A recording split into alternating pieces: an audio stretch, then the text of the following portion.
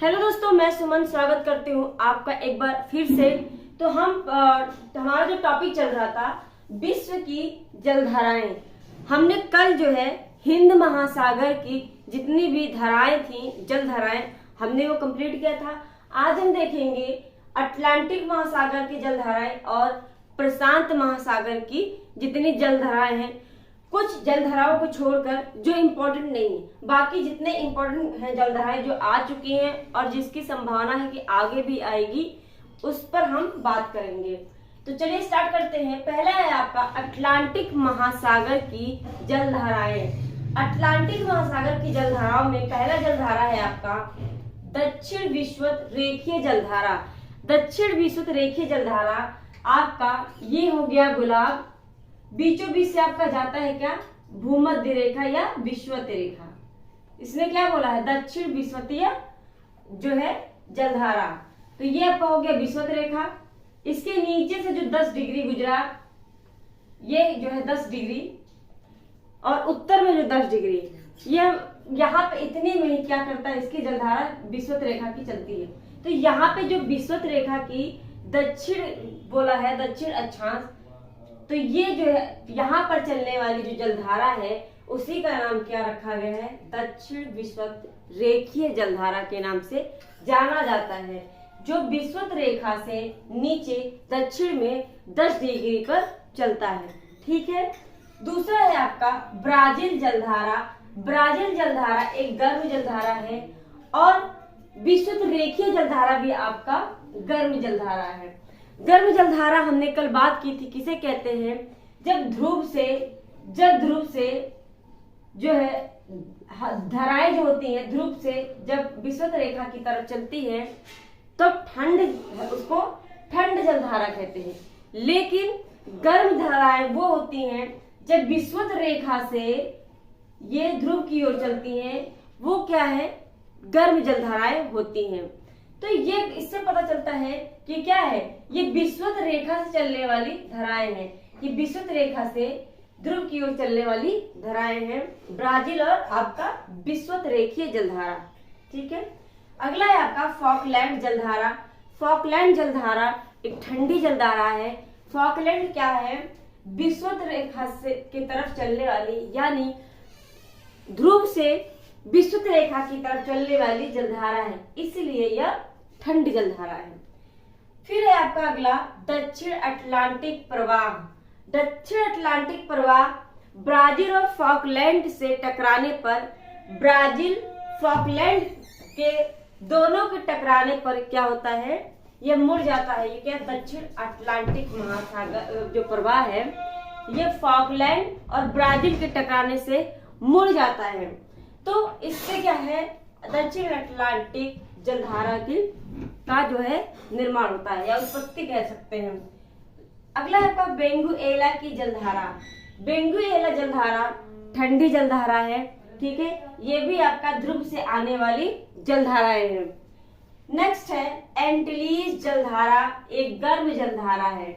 ये ध्रुव की ओर चलने वाली जलधारा है, भूमध्य रेखा से ध्रुव की ओर। नेक्स्ट है आपका गल्फ स्ट्रीम। गल्फ स्ट्रीम भी आपका एक गर्म जलधारा है और ये बहुत ही महत्वपूर्ण बिंदु है।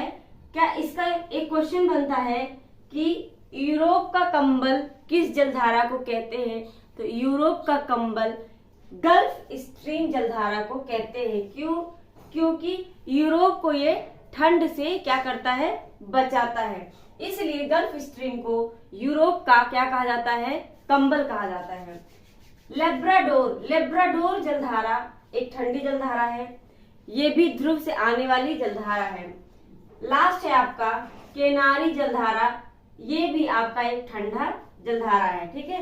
तो हमने अटलांटिक महासागर की ठंड और गर्म दोनों जलधारा देख ली। अब हम देखेंगे प्रशांत महासागर की जलधाराएं। प्रशांत महासागर की जलधाराओं में आपका पहला है क्यूरोसिया जलधारा। क्यूरोसिया जलधारा एक गर्म जलधारा है और गर्म जलधारा नाम लेते ही आपके माइंड में इमेजिनेशन बनना चाहिए कि गर्म जलधारा कौन सी है, जो भूमध्य रेखा से जो ध्रुव की ओर जा रही है, वो क्या है, गर्म जलधारा है। क्यूराइल या इसको ओयोसियो जलधारा भी कहते हैं। तो ये क्या है, एक ठंड जलधारा है। अब ठंड जलधारा नाम लेने से भी इमेजिनेशन होना चाहिए कि ठंड जलधारा कैसे इसका निर्माण कैसे होता है। तो वे जो ध्रुव से आने वाली भूमध्य रेखा की तरफ धाराएं हैं उन्हें क्या कहते हैं, ठंड जलधाराएं कहते हैं। अलास्का की जलधारा भी ठंड जलधारा है। ठीक है, अलास्का एक पर्वत है, अलास्का एक देश भी है। कहाँ है ये आपका क्या है, यूएसए में है। अलास्का पर्वत और जो है या अलास्का देश किससे संबंधित है, यूएसए से संबंधित है। ये जो अलास्का एक देश है या जो उसका देश है, आप देखते हैं कि उत्तरी अमेरिका के यहाँ पर एक बना हुआ है, यहीं पर एक अलास्का देश है। अलास्का पर्वत भी ये भी पाया जाता है। तो यहाँ पे जो चलने वाली धाराएं हैं उन्हें किस नाम से जाना जाता है, अलास्का की जलधारा। तो जब यहाँ पे चल रही है यानी कि ये ध्रुव में आ जा रही है, तो इसलिए ध्रुव से आने वाली जलधाराएं क्या है, ठंड जलधाराएं होती हैं। फिर है आपका पेरू, या इसी को हम दूसरे नाम से हम्बोल्ट की जलधारा के नाम से भी जानते हैं। हम्बोल्ट आपका ठंडी जलधारा है। ठीक है, नेक्स्ट आपका कैलिफोर्निया जलधारा। तो ये था आपका प्रशांत महासागर और अटलांटिक महासागर की सारी जलधाराएं। अब जो है जितनी भी जलधाराएं थी वो खत्म हो चुकी हैं। हम एक बार इसको क्या करेंगे, एक साथ ठंडी धाराओं को अलग और गर्म जलधाराओं को अलग करके ट्रिक के द्वारा हम याद करने की कोशिश करेंगे। हालांकि जो गर्म जलधाराएं हैं उस पर मैंने ट्रिक बनाया हुआ है शॉर्ट वीडियो में, आप जाकर उसे देखिए। तो आपको अगर वो याद हो गया तो ठंड जलधाराएं याद करने की जरूरत भी नहीं पड़ेगी। किसी भी एक जलधारा को याद कर लीजिए, या ठंडी जलधारा को याद कर लीजिए या फिर गर्म जलधारा को। तो इससे क्या है, हमारा जो है याद करने में आसानी हो जाएगा। तो मैं उम्मीद करती हूँ कि आज की जो क्लास है आपको अच्छी लगी होगी।